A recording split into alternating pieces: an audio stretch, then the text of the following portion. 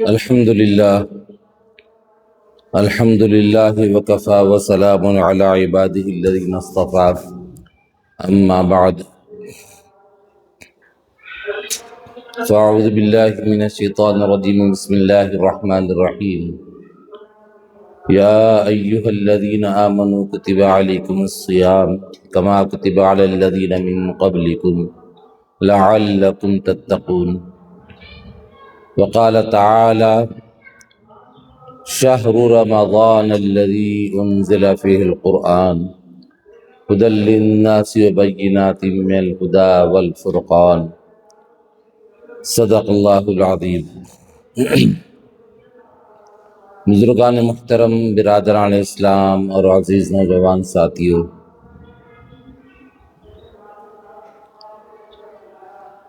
رمضان کا مبارک مہینہ چل رہا ہے۔ آج 9 رمضان المبارک 1447 ہجری اور 27 فروری 2026 ہے۔ یہ وہ مبارک مہینہ ہے جس کے اندر اللہ رب العزت نے قرآن پاک کو نازل فرمایا، اور یہ وہ مہینہ ہے جس کے اندر اللہ رب العزت نے مسلمانوں پر روزے فرض کیے، جیسے پہلے کی اور امتوں پر فرض کیے تھے۔ اور روزے فرض کرنے کی وجہ یہ بتائی لعلکم تتقون، اس کی وجہ سے تم اپنے دل میں اللہ کا ڈر خوف پیدا کرو، تقوی اختیار کر سکو، اپنے دل کے اندر خوف خدا لا لو، اور روزے رکھ کر متقی پرہیزگار بن جاؤ۔ اور یہ کہا کہ یہ روزے رکھنے والا عمل تمہارے لیے خاص نہیں ہے، پہلے کے لوگوں کو بھی یہ عمل دیا گیا، روزے ان پر بھی فرض کیے گئے تھے جیسے تم پر کیے جا رہے ہیں۔ کہ رمضان کا مبارک مہینہ جب آنے لگا تو نبی اکرم صلی اللہ علیہ وسلم نے سارے صحابہ کو قریب جمع فرمایا۔ جمع فرمانے کے بعد ارشاد فرمایا کہ دیکھو، ایک بہت بڑا مہینہ آنے والا ہے، اور اس وقت میں جبرائیل امین میرے پاس تشریف لائے، اور پھر اس وقت میں جب آپ خطبہ دینے کے لیے پہلے سیڑھی پر چڑھے تو آپ نے کہا آمین، اور دوسرے پہ چڑھے تو پھر آپ نے کہا آمین، تیسری سیڑھی پر آپ نے قدم رکھا تو آمین کہا۔ صحابہ کرام رضوان اللہ تعالی علیہم اجمعین ہر بات پوچھ لیا کرتے تھے، کوئی نیا کام ہوتا، کوئی ایسا کام آپ انجام دیتے جو نیا لگے صحابہ کو، تو فوراً پوچھ لیتے کہ بھئی یہ کام آپ نے جو فرمایا ہے کیا وجہ ہے؟ تو صحابہ نے عرض کیا کہ یا رسول اللہ صلی اللہ علیہ وسلم، آپ نے آمین آمین آمین 3 سیڑھیوں پر قدم رکھا تو 3 مرتبہ آمین کہا۔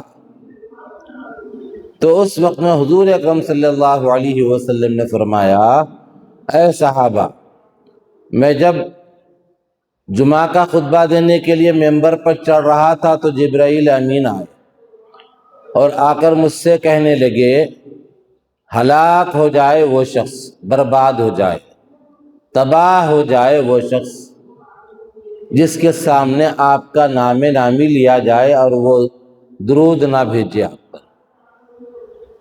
حضور اکرم صلی اللہ علیہ وسلم کا نام نامی آنے پر درود بھیجنا ہے، اور فرمایا کہ جو درود نہ بھیجے وہ ہلاک ہو جائے، برباد ہو جائے، تباہ ہو جائے۔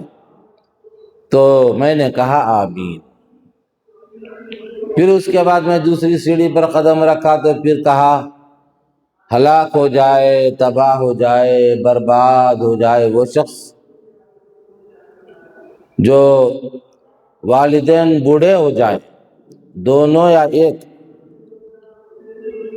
جو بھی موجود ہوں، ان کی خدمت کر کے جنت نہ حاصل کر سکے۔ میں نے کہا آمین۔ پھر تیسری سیڑھی پر قدم رکھا تو پھر جبرائیل نے فرمایا ہلاک ہو جائے، برباد ہو جائے، تباہ ہو جائے وہ شخص جو رمضان کا مبارک مہینہ پالے پھر بھی جنت حاصل نہ کرے۔ تو میں نے کہا آمین۔ اللہ تبارک تعالیٰ نے دنیا کے اندر بہت سی چیزیں پیدا فرمائی۔ آپ ذرا سا ذہن میں لا کے دیکھیے، اللہ تبارک تعالیٰ نے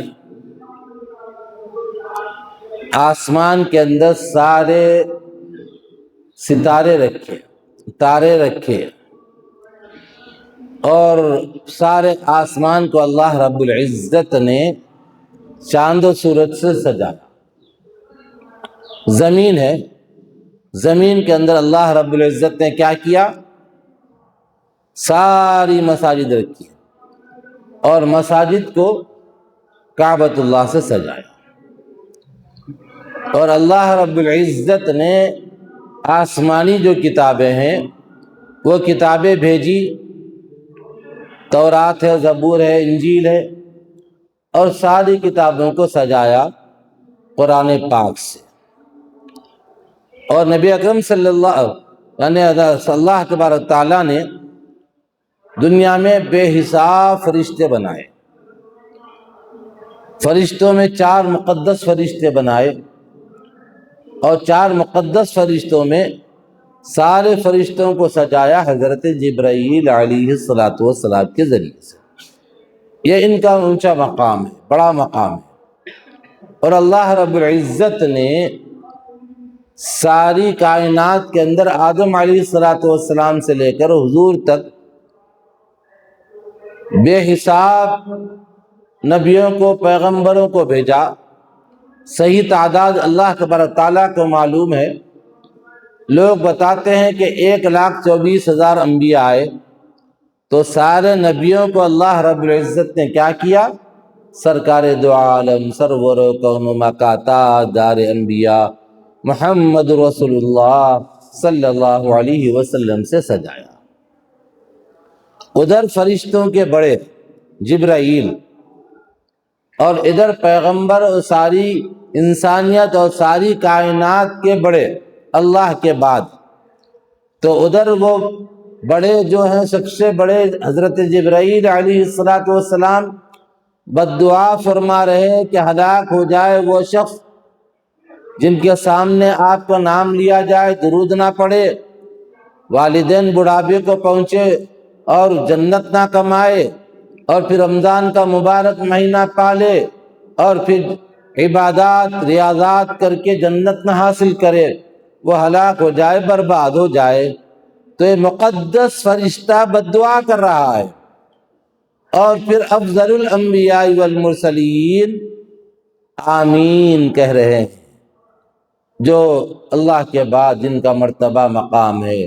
بعد از خدا بزرگ توئی قصہ مختصر، کہ خدا کے بعد بزرگ جو ہیں، بڑے جو ہیں، وہ کون ہیں؟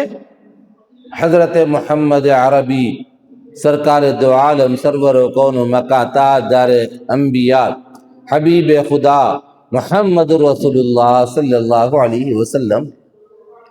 اب دونوں کی، ایک کی بد دعا، ایک کا آمین کہنا، اس یعنی وعید کو کتنا سخت کر دیا، آپ اندازہ فرمائیے۔ اگر کوئی رمضان کے روزے نہیں رکھا تو یہ وعید میں شامل ہو جاتا، ماں باپ کی خدمت نہیں کرا تو یہ وعید میں شامل ہو جاتا، اور حضور پہ درود نہ بھیجے تو یہ وعید میں شامل ہو جاتا وہ شخص۔ تو رمضان کا یہ مبارک مہینہ ایسا ہے، اور اس مبارک مہینے کے اندر اللہ رب العزت نے قرآن پاک کو نازل فرمایا،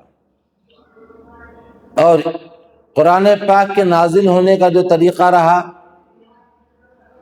لوح محفوظ سے آسمان دنیا پر ایک دم اکٹھا نازل ہوا، اور اس کے بعد جب جتنی ضرورت پڑتی گئی، حضرت جبرائیل علیہ السلام لے کر سرکار دو عالم صلی اللہ علیہ وسلم کے پاس تشریف لایا کرتے تھے۔ اور اس طرح سے 23 سال میں قرآن پاک کے نازل ہونے کا سلسلہ چلتا رہا، ختم ہوا 23 سال میں۔ پھر آخر میں اللہ کے رسول صلی اللہ علیہ وسلم نے حجۃ الوداع کے موقع پر فرمایا، اے صحابہ، اے مسلمانوں، الیوم اکملت لکم دینکم واتممت علیکم نعمتی ورضیت لکم الاسلام دینا۔ آج تمہارا دین مکمل ہو گیا، اور یہ فرمایا کہ میں نے دین کو تسلیم کر دیا، میں مکمل طور پر تمہارے سامنے پیش کر دیا، اس میں کوئی کمی بیشی نہیں رکھی۔ تو یہ رمضان کا مبارک مہینہ ہے، اس مبارک مہینے کے روزے فرض کیے گئے، اور روزے فرض کیے گئے تو اللہ رب العزت نے کچھ خاص چیزیں اس امت مسلمہ کو عطا فرمائی ہے۔ یہ کہ ہے سرکش شیاطین اس مبارک مہینے کے اندر قید کر دیے جاتے ہیں۔ سرکش شیاطین اس مبارک مہینے میں قید کر دیے جاتے ہیں۔ عام طور پہ جو لوگ گناہ کرتے ہیں عام دنوں میں، رمضان میں وہ گناہ نہیں کر سکتے۔ اب دیکھتے بھی ہیں ہم لوگ، مسجدیں بھری ہوئی ہیں، مسجدوں میں لوگ آ رہے، نمازیں پڑھ رہے، عبادتیں کر رہے، قرآن کی تلاوت کر رہے، ذکر و اذکار کر رہے۔ یہ سب کیا ہو رہا ہے؟ اللہ کی عبادت اور بندگی کا اظہار ہو رہا ہے۔ یہ سرکش شیاطین، جو سرکش شیاطین ہے، ان کے بند ہونے کی وجہ سے ان کو قید کر دیا گیا، اب بھٹکانے والا کوئی نہیں ہے۔ اب اس کی وجہ سے مسجدیں آباد ہو رہی ہیں، مسجدوں میں لوگ آ رہے ہیں، اور گھروں میں بھی ایک جوش ولولہ ہے کہ رمضان میں اٹھنا ہے، سحری کرنا ہے، افطاری کی فکر کرنا ہے، افطار کرنا ہے۔ رمضان ہے، نماز پڑھے نہیں پڑھے پوچھ رہے ایک دوسرے کو، اور رمضان میں ماشاءاللہ کھاتے بھی بہت ہیں، اللہ تعالیٰ نعمتیں دیتا ہے بہت۔ سحری میں اٹھنے کے بعد ادھر ماں بولتی، بیٹا صبح روزہ رکھنا ہے، ذرا یہ کھا لے۔ یہ سب کھانے کے بعد آخر میں بولتے، بیٹا ذرا دہی سے کھا لے۔ اب ادھر جو سو بیگم میاں کو بول رہے، میاں بیگم کو کھلا رہے، اچھے اچھے چیزیں لا کے کھلا رہے۔ افطار میں بھی فروٹ، پھل پھلاری، ساری چیزیں ہیں، یہ رمضان کی برکت سے اللہ تعالیٰ بھیج رہا، اور کھا رہے بھی اتنا ماشاءاللہ، عام دنوں میں اتنا نہیں کھاتے، اتنا کھاتے۔ علماء نے فرمایا کہ دیکھو، کھانے کی بھی ایک لیمٹ رکھو، تاکہ احساس ہو کہ ہم روزہ ہیں۔ اور سحری میں اتنا کھا لیے کہ بس کھٹی ڈکارا آ رہے، کھٹی ڈکارا آ رہے، بس دبا کے کھینچ رہے۔ اب حلیم الگ کھا رہے، حریص الگ کھا رہے، پھر جو سو میوے الگ، ساری چیزیں ایک ہی مرتبہ ہے۔ پیٹ ایسی چیز ہے، ہر چیز کو ہضم کر جاتا ہے۔ ایک صاحب کیا کرے، گئے دعوت میں، اب دعوت میں گئے تو بھی لحاظ ذرا بھی نہیں لوگوں کو، دوسرے آدمی کا ہاتھ بڑھ رہا، اپنا ہاتھ پیچھے ہٹا لیں گے نہیں، بڑھنے دو۔ اب پہلے لے لیے، لیکن جیسے اس میں سے جو ہے نقد ڈال لیے، اب وہ بریانی کو بگارا بنا دیے۔ اب بیچارہ دوسرا والا اس میں ڈھونڈ رہا، کچھ بھی نہیں مل رہا اس میں، یہ کیفیت کر دیے۔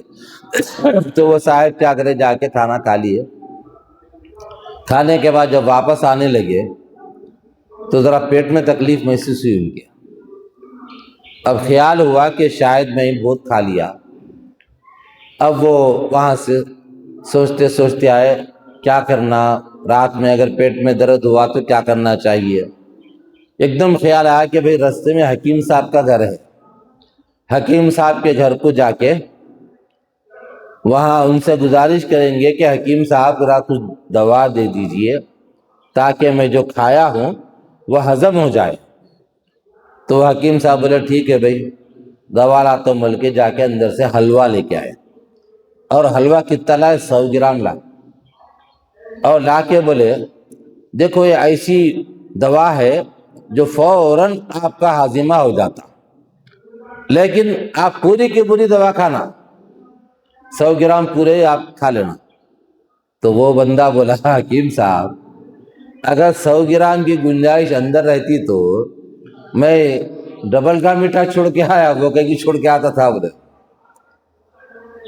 ایسی دوا دو جو پیٹ پہ لیپے تو ایسا اوپر سے لگائے تو ہضم ہو جانا ہونے۔ تو یہ حال ہے ہماری غذائیں کھانے کا۔ رمضان کے مبارک مہینے میں دبا کے کھینچ رہے، کھٹی ڈکارے آ رہے، اور رمضان کے مبارک مہینے میں بھی آپ دیکھو ایسا دکھتا ہے جیسے بیمار ہے۔ کیا ہے؟ وہ تو روزہ ہے، روزہ۔ ارے خوش رہنا، چہرے سے بشاشت ٹپکنا، نورانیت ٹپکنا۔ صحابہ کرام ایک ایک کھجور کھا کے روزہ رہتے تھے۔ آج ہمارے کو اللہ تعالیٰ بہت کچھ دیا، لیکن پھر بھی ایسا صورت سکا لے کے اور بالکل ڈھلی صورت بنا لے کے ہے۔ کیا بولے تو روزہ ہے۔ ارے روزہ کوئی تمہارے اوپر عذاب ہے کیا؟ یا مصیبت ہے یا عبادت ہے؟ یہ اللہ تعالیٰ اس کی برکت سے تم کو نعمتیں ہی نعمتیں، نیکیاں ہی نیکیاں دے رہے ہیں، اپنا قرب حاصل کر رہے ہیں۔ اللہ کے رسول نے فرمایا کہ روزے دار کی منہ سے جو بدبو آتی ہے اللہ تعالیٰ کو مشک سے زیادہ پسندیدہ ہے۔ مشک کبھی دیکھے؟ شاید ہی کوئی دیکھا ہوں گا۔ وہ ہرن میں نکلتا، سب جگہ نہیں نکلتا۔ ہرن میں بھی بس خاص ہرن رہتے ہو۔ وہ ہرنوں کے اندر ایک پوٹلی رہتی ہے اندر، وہ پوٹلی جیسے ہی کھولے نا آپ پورا معطر ہو جانا۔ وہ ہر کسی کو نہیں ملتا، ڈپلیکیٹ سب جگہ تقریباً ویسے ہی ملتے ہو، اصلی شاید کہیں کہیں مل جائے۔ تو اللہ کے رسول نے فرمایا کہ منہ کی بدبو اللہ تعالیٰ کو ایسی پسند ہے جیسے مشک سے زیادہ، مشک کی جو خوشبو ہوتی ہے اس سے بھی زیادہ پسند ہے۔ اور بعض لوگ اس پہ اعتراض کرتے ہیں، صاحب مشک کی بدبو اللہ تعالیٰ کو اتنا پسند ہے تو اب مسواک کرنا نہیں کرنا؟ مسواک کرے تو منہ کی بو چلے آتی۔ تو علماء نے فرمایا کہ دانتوں کی بو مراد نہیں ہے اس سے، دانتوں کی جو بدبو رہتی نا، ادھر لٹکا ہوا ہے ادھر اٹکا ہوا ہے، سو بدبو اپنے چھوڑتے رہتا ہو گندگی۔ اور دانتوں میں بھی جو اٹکا ہوا رہتا نا اس کو افطار میں سحری میں ذرا کلی کر کے صاف کر لینا اس کو۔ بعض لوگوں کو دیکھے اللہ اکبر بول کے رکعت باندھے، رکعت باندھنے کے بعد پھر زبان سے ادھر کا نکال کے کھا رہے ادھر کا نکال کے کھا رہے۔ بعض لوگ تو انگلیاں ڈال کے بھی نکالتے اندر سے، نکال کے دیکھ کے پھر ڈال لیتے اندر۔ ایسے بھی رہتے بدنصیب۔ روزہ ٹوٹ جاتا، نماز ٹوٹ جاتی، اس سے نماز اس سے ٹوٹ جاتی۔ تو اس لیے کیا ہے ذرا کلی کر لے کے آنا۔ اور بھاگ کے آ کے بعض لوگ کیا کرتے، پیچھے کی نماز صف میں اللہ اکبر بول کے رکوع میں چلے جاتے۔ جب اللہ اکبر بول کے رکوع میں چلے گئے تو قیام نہیں ہوا، قیام نہیں ہوا تو نماز نہیں ہوئی۔ قیام کرنا فرض ہے، کھڑے ہونا۔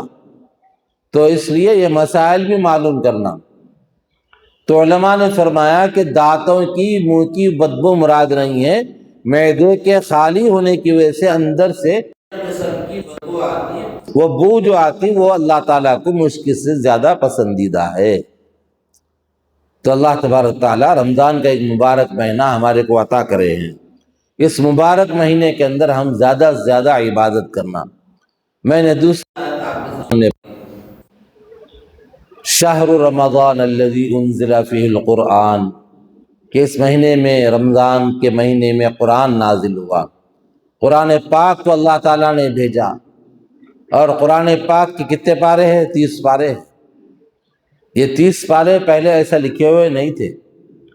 حضرت ابو بکر رضی اللہ تعالیٰ نے کیا کیا اس زمانے میں، پورے پاروں کو اکٹھا کر لیا، سب کو پوچھ کے صحابہ تم کیا سنیں، تمہارے پاس کیا لکھا ہوا دو، تمہارے پاس لکھا ہوا کیا ہے دو، سب ایک جگہ اکٹھا کر لیا۔ کیونکہ جب سرحدیں بڑھتی چلی گئی، یہ ملک فتح کر لیے، وہ ملک فتح کر لیے، وہ ملک فتح کر لیے، کہیں ایسا نہ ہو کہ یہ چیز ختم ہو جائے۔ اب ادھر والے ایک بول رہے ادھر والے ایک بول رہے، آپس میں جھگڑے ہو جائیں گے۔ اس لیے حضرت ابو بکر رضی اللہ تعالیٰ نے کیا کرے، وہ ایک ایک نسخہ بنا کے اس زمانے میں جہاں پر حکومتیں تھی وہاں گورنر کے پاس بھیجا دیے کہ ایک نسخہ وہاں لے کے چلے جاؤ۔ اور پھر بعد میں چل کے باقاعدہ اس پہ زبر زیر پیش لگائے گئے۔ تو قرآن کریم شروع میں ایسا تھا، اب اس کے 30 پارے ہیں اور 6666 آیتیں ہیں، اور حافظ قرآن ماشاء اللہ بعض اس زمانے میں ہم سن رہے، ایک بیٹھک میں پوری قرآن سنا لے رہے ماشاء اللہ سے، 8 گھنٹے 9 گھنٹے میں یہ قرآن۔ ہم نان اسٹاپ بیٹھتے ہوتی دیر مسجد میں آ کے نماز پڑھو بولے تو تراویح گھنٹہ 1.5 گھنٹہ نہیں پڑھ سک رہے، 2 گھنٹے نہیں پڑھ سک رہے، اب حفاظ کرام نان اسٹاپ بیٹھ کے ماشاء اللہ سنا رہے۔ تو یہ اللہ کا کلام ہے جس کی وجہ سے سینے میں محفوظ ہو جاتا، حرف بحرف نقطہ زبر زیر کے ساتھ سینے میں محفوظ ہو جاتا۔ یہ قرآن پاک کو ختم کرنے کی بہت کوششیں کرے، لیکن اللہ تبارک تعالیٰ نے اس کی حفاظت کا وعدہ فرمایا، اِنَّا نَحْنُ نَزَّلْنَا الذِّكْرَ وَإِنَّا لَهُ لَحَافِظِينَ اِنَّا نَحْنُ نَزَّلْنَا الذِّكْرَ وَإِنَّا لَهُ لَحَافِظُونَ، کہ ہم نے ہی اس قرآن پاک کو، ذکر سے مراد قرآن ہے، فرمایا کہ ہم نے ہی اس کو نازل کیا ہے اور ہم ہی اس کی حفاظت فرمائیں گے۔ اور حفاظت کے لیے کیا کیا اللہ رب العزت نے؟ چھوٹے سے معصوم سے بچوں کے سینوں کو منتخب فرمایا۔ دنیا میں ہر قسم کے بادشاہ ہے، ظالم حکمراں ہے دنیا میں، ایک بادشاہ ایسا کیا جتنے قرآن تھے پورے قرآن ایک کمرے میں ڈال کے بند کر دیا، بولے کوئی حافظ رہنا ہی نہیں۔ تو اس وقت کے علماء کیا کرے، یہ بہت بدتمیز ہے، ظالم ہے، ذرا اس کو بتانا چاہیے۔ بادشاہ کے پاس گئے، جا کے بولے بادشاہ تم یہ جتنے قرآن شریف بند کمرے میں ڈال کے لاک کر دیے نا، اس سے کوئی فرق نہیں پڑتا ہمارے کو۔ بولے کیوں نہیں پڑتا؟ جب قرآن ہی نہیں ہے تو پڑھنے کا کہاں سوال پیدا ہوتا؟ تو انہوں بولے ذرا بیٹا بول کے بچے کو بلائے، چھوٹا بچہ معصوم بچہ، پڑھنا شروع کر بولے۔ تو بچہ اعوذ باللہ من الشیطان الرجیم بسم اللہ الرحمن الرحیم الحمد للہ رب العالمین الرحمن الرحیم مالک یوم الدین پڑھنا شروع کر دیا۔ اب پڑھتے جا رہا، یہ ایک بچہ ہے جو آپ کے سامنے پیش کرا، والناس تک ایسی پڑھیں گا ان بولے۔ اب یہ پورے حافظہ ہے، اس کو کیا کرتے تم بولو؟ اب یہ ایک جگہ کے نہیں ہے، پورے آپ کی مملکت کے اندر ایسے حافظہ موجود ہے، ان کے سینے کو کیا کریں گے تم بولو؟ اور حافظ قرآن کا بہت بڑا مرتبہ ہے، حافظ قرآن کا۔ ابھی پڑوسی ملک میں افغانستان میں جنگ ہو رہی تھی، روس سے لڑ رہے تھے، ایک حافظ قرآن کا واقعہ میں نے پڑھا، اخبار میں آیا تھا اس زمانے میں، کہ وہ حافظ قرآن جنگ لڑنے کے لیے گئے تو اس وقت میں بم پھٹا، سرنگیں ڈال کے رکھے تھے، وہ شہید ہو گئے۔ شہید ہونے کے بعد اب وہ لاشوں کو ادھر ڈھونڈے کہیں بھی نہیں ملے۔ اب ڈھونڈ کے خاموش ہو کے کمانڈر اور 2 فوجیاں تھے، جا کے اپنے جگہ پہ جو ٹھکانہ تھا، جنگلوں میں ٹھکانے ہوتے تھے، وہ ٹھکانوں پہ رات میں سو گئے تو بچے کی ماں خواب میں آئی، آ کے بولی اے کمانڈر، اے سپہ سالار، میرا بچہ جو شہید ہو چکا ہے اس کو تلاش کرو۔ تو پھر اٹھے صبح ہو کے پھر تلاش کرے، پھر بھی کہیں بھی نہیں ملا۔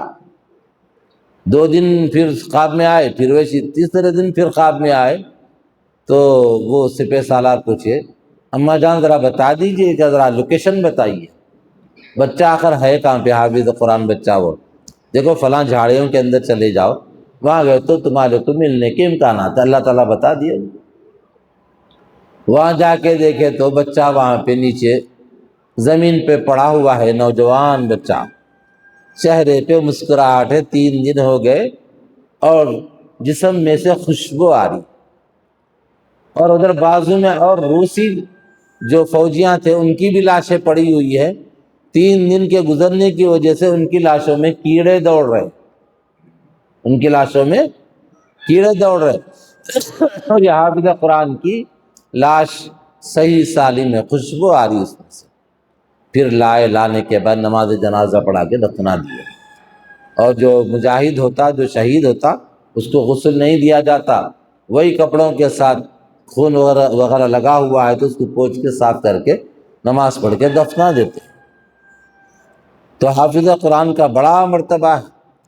حدیث پاک کے اندر آتا ہے کہ جو حافظ قرآن حفظ کرنے کے بعد اس پر عمل کرے گا، اللہ تبارک تعالیٰ قیامت کے دن حافظ قرآن سے فرمائیں گے کہ اے حافظ قرآن، پڑھتا جا، چڑھتا جا، درجات کی بلندی پر چڑھتا جا۔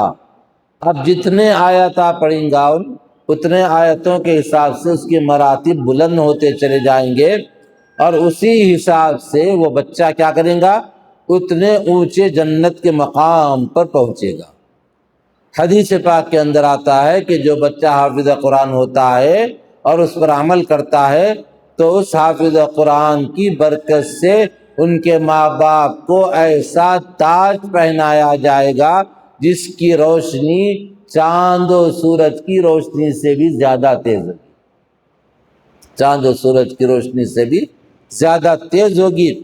قیامت کے دن لوگ دیکھیں گے کہ ایک بندہ کھڑا ہوا ہے، اس کے سر پر تاج ہے، تو لوگ پوچھیں گے یہ کون ہے؟ بولے کہ حافظ قرآن کا باپ ہے۔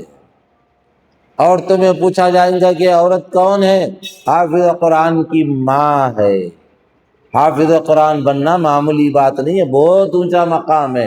حافظ قرآن کی قدر کرو، اور حافظ قرآن کی جتنی بھی آپ خدمت کریں گے، آپ جتنا بھی ان کو نوازیں گے کم ہے، کیونکہ وہ لوگ جو دعائیں کرتے ہیں، اللہ کے دربار میں ہاتھ اٹھا کے مانگتے ہیں، اللہ تعالیٰ ان کی دعاؤں کو رائگاں نہیں فرماتا، ضائع نہیں فرماتا۔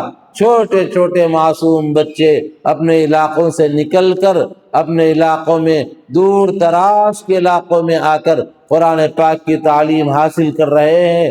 ہو سکتا ہے بچہ چھوٹا ہو، ماں باپ کی یاد آ رہی ہو، ماں کی مامتا اس کو یاد آ رہی ہو، کبھی فجر کی نماز میں اٹھا، سارا محلہ سو رہا ہے، سارے کے سارے خراٹے مار رہے ہیں، لیکن ایک چھوٹا سا معصوم سا بچہ، اس کے استاد نے اس کو اٹھا کر کہا بیٹا چلو وضو کرو، نماز فجر کی پڑھنا ہے۔ وہ اٹھنے کے بعد نل کے پاس گیا، ٹھنڈا ٹھنڈا پانی ہے، اس سے وضو کرتے کرتے ماں یاد آ گئی۔ ہو سکتا ہے اس کی ماں کی محبت میں آنسو بھی نکل رہے ہوں گے، لیکن وہ نماز پڑھتا ہے۔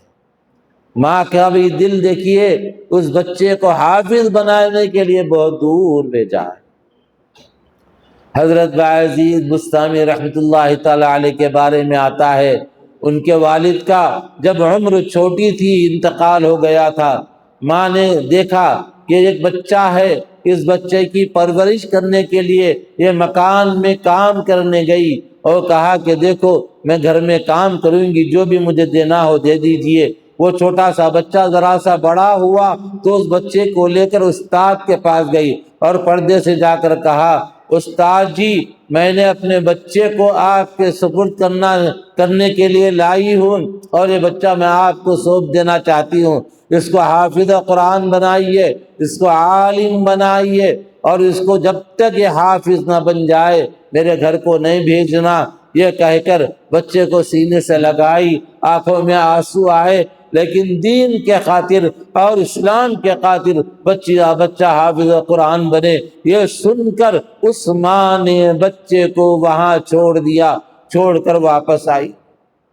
بچہ کے بارے میں آتا ہے اس کو ماں یاد آ گئی تھوڑے دن کے بعد، تو کہا استاد نے بیٹا تم جانا چاہتے ہو نا، میں نہیں چھوڑوں گا، تو رونے لگا۔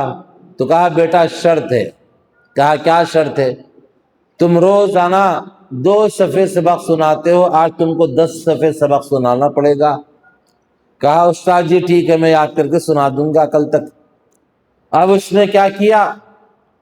اللہ تعالیٰ سے رو رو کے دعا کیا، یا اللہ میں چھوٹا ہوں، ماں یاد آ رہی ہے مجھے، اور ماں کا دیدار مجھے کرنا ہے، اور اتنا سبق استاد نے دیا، یا اللہ میں یاد نہیں کر سکتا، اپنے کرم سے یاد دلا دیجئے۔ اس نے رو کر چھوٹے سے معصوم سے بچے نے اللہ کے دربار میں ننھے منھے ہاتھ اٹھائے، اللہ سے مانگا۔ اللہ کو بڑا ترس آیا اور وہ پڑھتا گیا پورا قرآن، اس کو 10 صفحے یاد ہوتے چلے گئے۔ دوسرے دن استاد کو بغیر اٹکے پورا سبق سنا دیا۔ اب استاد یہ سوچے تھے کہ 10 صفحے یاد نہیں کرے گا وہ، اس لیے چھٹی میں مجھے دینا نہیں ہے، لیکن اس نے اپنے اللہ سے تعلق جوڑ لیا، اللہ سے مانگا، اللہ نے دے دیا۔ اور اس کے بعد اس بچے سے کہا بیٹا تم اتنا سبق کیسا یاد کرے؟ کہا کہ میں اللہ کے دربار میں رویا، اللہ سے کہا اے اللہ میری ماں مجھے یاد آ رہی ہے، اتنے دن ہو گئے میں ماں کو دیکھا نہیں، آپ مجھے سبق یاد کرا دیجئے۔ اور استاد نے شرط رکھی ہے تو اللہ نے میری دعا سن لی، مجھے یاد ہو گیا۔ کہا ٹھیک ہے بیٹا چلو تم چلے جاؤ۔ اور وہاں جانے کے بعد گھر پر دستک دی انہوں نے۔ کہا کون؟ بایزید۔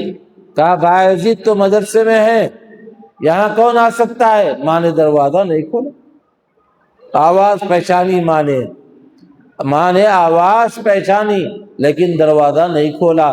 کہا بیٹا میں نے تو تجھے حافظ بننے کے لیے استاد کے حوالے کیا ہے، میرا بایزید وہاں ہو سکتا ہے، یہاں گلی میں نہیں ہو سکتا، وہ میرے دروازے پہ نہیں آ سکتا۔ یہ کہا اگر آیا بھی تو واپس چلا جائے گا۔ چنانچہ وہ بچہ واپس چلا گیا، جا کر رونے لگا تو استاد نے پوچھا کیوں رو رہا ہے؟ کہا ماں نے دروازہ نہیں کھولا۔ کہا کہ میرا بایزید میرا بیٹا تو مدرسے میں ہے، استاد جی کے پاس ہے، یہ کہہ کر واپس بھیج دیا۔ اس نے کیا کیا پھر وہاں پر پڑھا، حافظ قرآن بننے کے بعد پھر اپنے ماں کے پاس آیا، ماں نے اپنے سینے سے لگا کر دعائیں دی اور کہا کہ یا اللہ میرے بیٹے نے دین کے خاطر، اسلام کے خاطر جو تکلیفیں جھیلی ہے، اے اللہ اس کو ایسا بدلہ عطا فرما کہ اس کی ساری یعنی جو آخرت والی زندگی ہے خوش و خرم گزر جائے۔ اور یہ بہت فرما بردار تھے بایزید بستامی۔ رات کی تاریکی میں ماں نے پکارا بیٹا پانی لا، تو پانی لانے کے لیے گلاس لے کر گئے، اور گلاس جب لے کر آئے سردی کا زمانہ، برف باری ہو رہی تھی، اس وقت میں وہ پانی لا کر وہاں دیکھا کہ ماں کو نیند لگ گئی ہے، اٹھانا مناسب نہیں سمجھا۔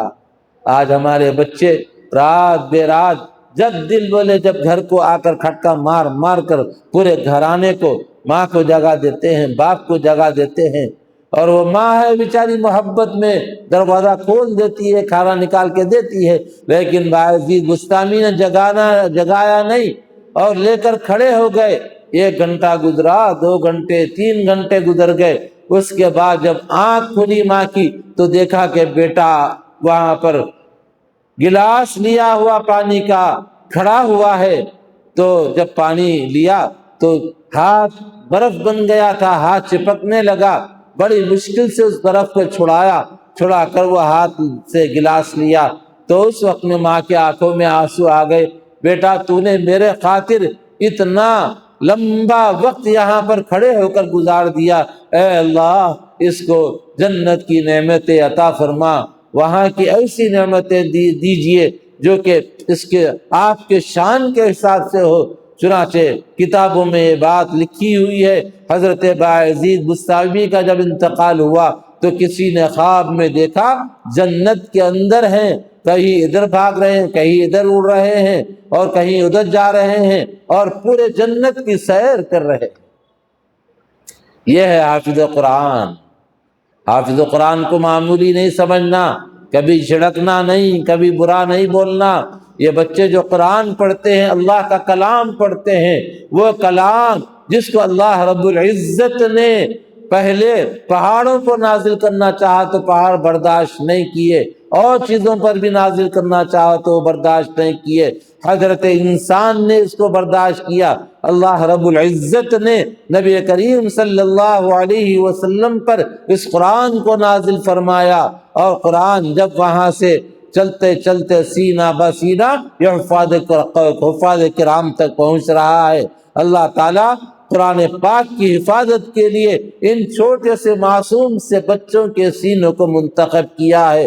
سینے میں قرآن محفوظ کر کے یہ لوگ رمضان میں قرآن پاک سناتے ہیں، اللہ کا کلام سناتے ہیں، لوگ مزے لیتے ہیں پیچھے کھڑے ہو کر۔ اللہ کا کلام ایسا ہے جس کو جتنا حسن سوار کر اور حسن کے ساتھ جتنا اچھا سے اچھا پڑھیں گے اتنا ہی مزہ آئے گا، اور ترجمے سے اگر کوئی پڑھے گا تو اور مزہ آئے گا۔ بغیر ترجمے کے اگر کوئی صرف الفاظ کو پڑھے گا تو اللہ تبارک تعالیٰ اس کے دل کے زنگ کو دور فرماتے ہیں، ہر حرف پر 10 نیکی اس کو لکھی جاتی ہے، اللہ تعالیٰ اس کو عطا فرماتے ہیں۔ اگر اخلاص اور للہیت کے ساتھ پڑھنے لگے تو اس میں اور اضافہ فرماتے ہیں۔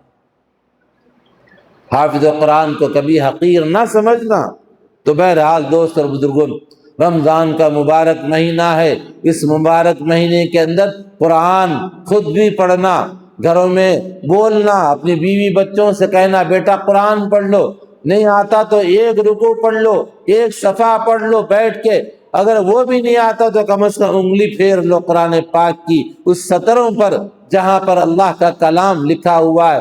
ہو سکتا ہے اس کی برکت سے توفیق ہو تم آگے کسی استاد کو یعنی پکڑ کر ان سے قرآن سیکھنے لگو۔ اور کبھی آپ نے غور کیا مدرسے میں تنخواہیں کتنی دیتے ہیں بچوں کو، استادوں کو؟ 12,000، 15,000، 16,000، اور اماموں کو بھی ویسے ہی ہے۔ اب اگر کوئی آدمی نوکری کرنے کے لیے گیا تو فوراً بولتا 25 دینا، تکرار ہوتی۔ کبھی مول صاحب احتجاج کر کے مدرسے سے تنخواہ کم ہے نکلے، کبھی دیکھے آپ؟ مسجد کے امام صاحب تنخواہ کم ہے کبھی نکلے دیکھے؟ اور اللہ پورے کراتا ہے ان کے، لیکن صدور کو چاہیے غور کریں، ان کے جو بھی بیوی بچے ہوتے ہیں ان کی بھی ضروریات ہوتی ہے، اور ہمارے ہاتھ تو بس دوسرے کاموں کے لیے اٹھتے ہیں۔ مدرسے کے مول صاحبوں کو ہدیہ دینے کے لیے، امام صاحب کو کچھ تحفہ دینے کے لیے کبھی ہاتھ نہیں بڑھتا۔ وائی فائی کتنے کا گھر میں روزانہ لگا رہے آپ دیکھیے، مہینے کو مہینہ 350 روپے، اور وائی فائی کون سا تیز ہے؟ اب جو ڈیٹا ہے اس کا کون سا تیز آتا وہ دیکھ دیکھ کے لگا رہے، 500 مہینے کو خرچہ کر رہے۔ مسجد کے چندے کے لیے جا رہے کتنے؟ 10 روپے، 50 روپے۔ ابھی ہمارے، خیر میں بولنا چاہتا تھا لیکن میں مناسب نہیں سمجھتا، میرا بچہ تراویح سنا آیا تو مناسب نہیں ہے بولوں میں آپ کو۔ کیا ہے لوگ دل نہیں بڑھتا دینی کاموں میں خرچ کرنے کے لیے، بس 10 روپے کی رسید کٹاتے ہیں، زیادہ سے زیادہ بڑی رسید کٹی تو 50 روپے۔ ارے وائی فائی مہینے کو تم ڈلاتے ہو، 500 کی رسید نہیں کٹا سکتے؟ ہر مسجد میں جا کے دیکھو یہی حال ہے۔ کیا یہ آپ کے آخرت میں کام نہیں آئیں گی یہ چیزیں؟ مرنے کے بعد اس کا ثواب تمہیں نہیں ملے گا جو حافظ قرآن پر مدرسوں میں مسجدوں میں خرچ کریں گے؟ تو دل بڑا کیجئے، اللہ کے راستے میں دینے کا مزاج بنائیے۔ خالی انکمنگ آؤٹ گوئنگ نہیں ہے، آؤٹ گوئنگ بھی رکھیے، اللہ تعالیٰ دیتا ہے، برابر دے گا اللہ تعالیٰ، آپ کہیں پر بھی دیجئے مگر دینے کی عادت ڈالیے۔ بچوں کو دے کے بولیے بیٹا جاؤ ان کو دیکھ کے آؤ، فلاں کو دیکھ کے آؤ، فلاں کو دیکھ کے آؤ۔ زکوٰۃ پوری ہونے کے بعد اصل میں سے بھی دے دو۔ ہمارے حضرت عارف باللہ قاری سید صدیق احمد صاحب باندھوی نور اللہ مرقدہ فرمایا کرتے تھے، دیکھو اس زمانے میں لوگوں کا مزاج زکوٰۃ نکال کر مدرسوں میں دینے کا پڑ گیا ہے۔ زکوٰۃ کی وجہ سے اور اس سے جو بچے یہاں پر کھا کر پڑھ رہے ہیں، حافظ عالم بن رہے ہیں، تو اتنے بڑے بڑے عالم، اتنے بڑے بڑے خطیب، اتنے بڑے بڑے قاضی اور اتنے بڑے بڑے مفتی بن رہے ہیں۔ اگر یہ ہماری امت کے افراد زکوٰۃ چھوڑ کر جو آمدنی خالص ہو رہی ہے اس خالص آمدنی کو ان بچوں پر خرچ کریں گے تو یہ بچے اور کتنے آگے بڑھیں گے، سونے پر سہاگا ہو جائے گا۔ اصل رقم دیے تو مال کا میل دے رہے تو یہ حال اتنے بڑے بڑے مفتیاں پیدا ہو رہے، عالمہ پیدا ہو رہے، اگر اصل دیں گے تو کیا ہوگا؟ کبھی غور کرو، اللہ کے راستے میں خرچ کرو، اور قریب کے دیکھو، آزو بازو دیکھو، دور کی چکر میں مت پڑو، کیا بھروسہ دور کیا ہو رہا ہے کیا نہیں ہو رہا۔ اور جہاں پر مدرسہ ہوتا ہے وہاں قرآن پڑھا جاتا ہے تو اس بستی میں خیر و برکت آتی ہے، اللہ تعالیٰ کی طرف سے سکینت نازل ہوتی ہے۔ تو اس لیے دوست بزرگوں، مدارس کی فکر کیجئے، مساجد کی فکر کیجئے۔ ایک زمانہ ایسا آئے گا کہ مسجدوں کو آباد کرنے والے نہیں ملیں گے، یہ مدرسے بند ہو گئے تو حافظ نہیں ملے گا، عالم نہیں ملے گا، امام نہیں ملے گا۔ ہر زاویے سے کوششیں ہو رہی ہے کہ مدرسوں کو بند کرو، اور ہم لوگ کیا کرنا؟ مدرسوں کو آباد کرنا، تو اس کی فکر کرنا چاہیے۔ بہرحال دوست اور بزرگوں، بات پہ سے بات نکلتی جا رہی ہے۔ اللہ تعالیٰ سے دعا ہے کہ ہم سب کو رمضان کی قدردانی کی توفیق عطا فرمائے، اور اپنے بچوں کو نیک دیندار بنانے کی توفیق عطا فرمائے۔ قرآن پاک کی تلاوت ہم کو گھر میں سب کو کرنے کی توفیق عطا فرمائے، اور ایک دوسرے کا احترام کرنے، ایک دوسرے کی عزت کرنے کی ہمیں توفیق عطا فرمائے۔ وآخر دعوانا الحمد للہ رب العالمین۔